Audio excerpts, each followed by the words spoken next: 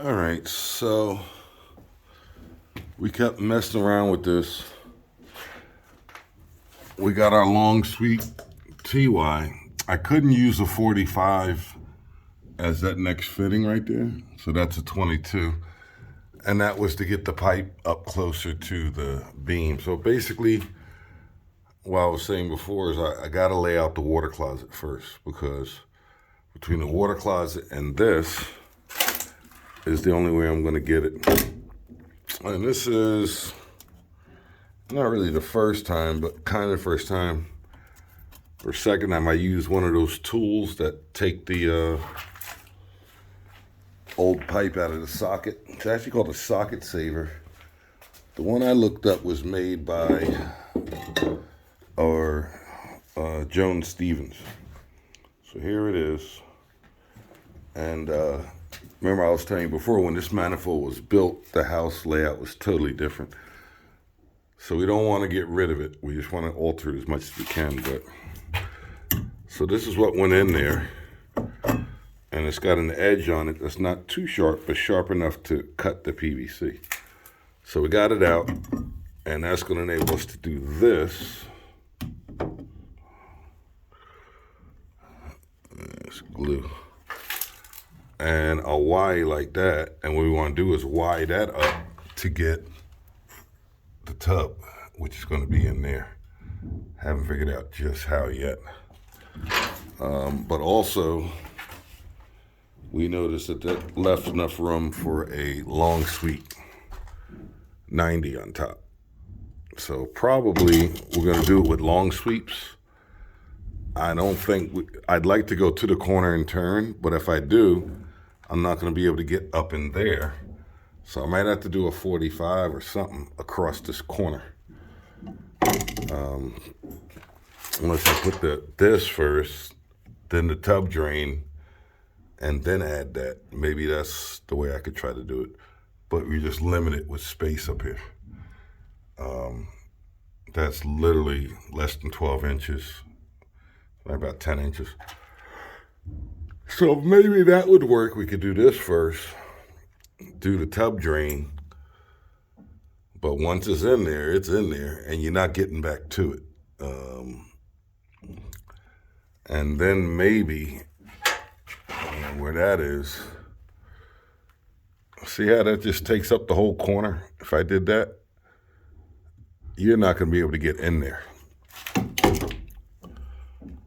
And that kind of bothers me.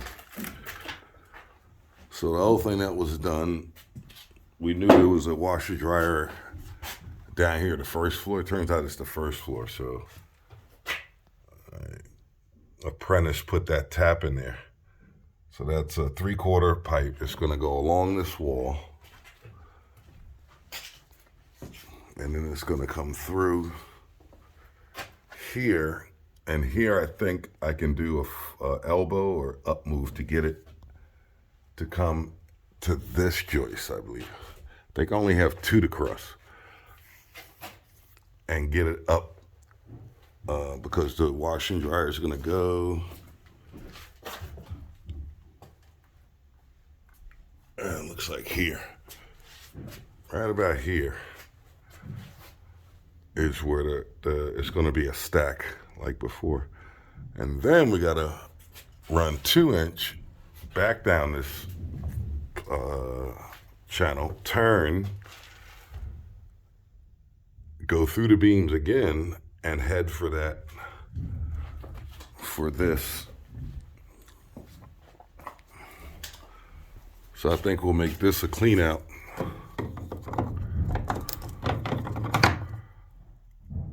And then this will come out. We'll have a trap here because it's going to be handling the condensate from the 3rd floor. So I might just take 2-inch and run it all the way out up to the dish machine, and then drop the condensate line into it with a trap.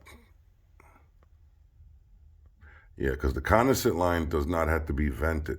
The unit has to be vented, but we're not doing the unit, so we don't care. Hopefully they know. If they don't know, they'll find out.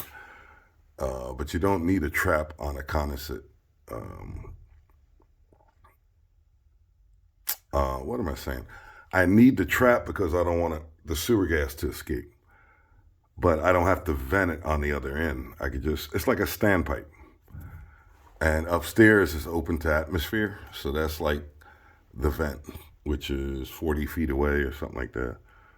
And something else I was looking up in the code, I was curious, how far can you go with a 2-inch pipe before you have to increase from 2 to 3?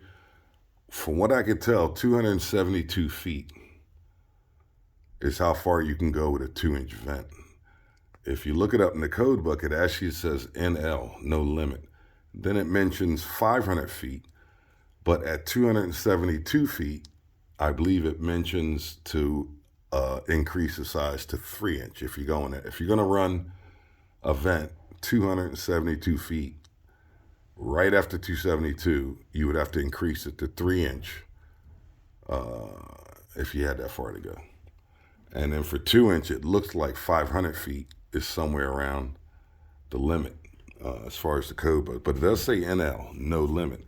Now, how the heck you would run 500 feet of vent, 2-inch vent pipe in a house? That's a big, I don't care how big that house is. I mean, it could be 12,000 square feet. I don't see going up how 500 feet would work unless it was, well, you know why? They're talking about high rises where you're 80 stories, 8 times 10, you could be 800 feet in the air. Or if you're doing battery venting, they start talking about that. Battery venting is an art. Read up on it. It's good to know.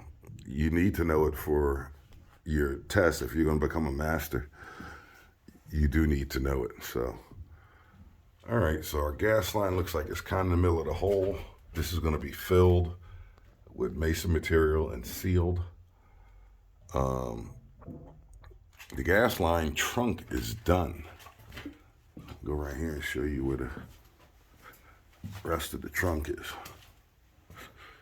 We still have yet to put the permanent supports up because it ain't gonna fall down going through these 2 holes, but the permanent supports will be in there.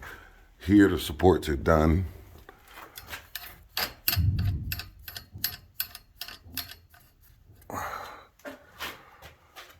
And I already explained this in the other video, what's going on. So that's the last addition to what we need to do for DWV, which is a washer, dryer, or a laundry tray on the first floor. 3rd floor is done, so we got to do another one. All right, well, that's the end of the week, and I didn't want to, but I am working this weekend.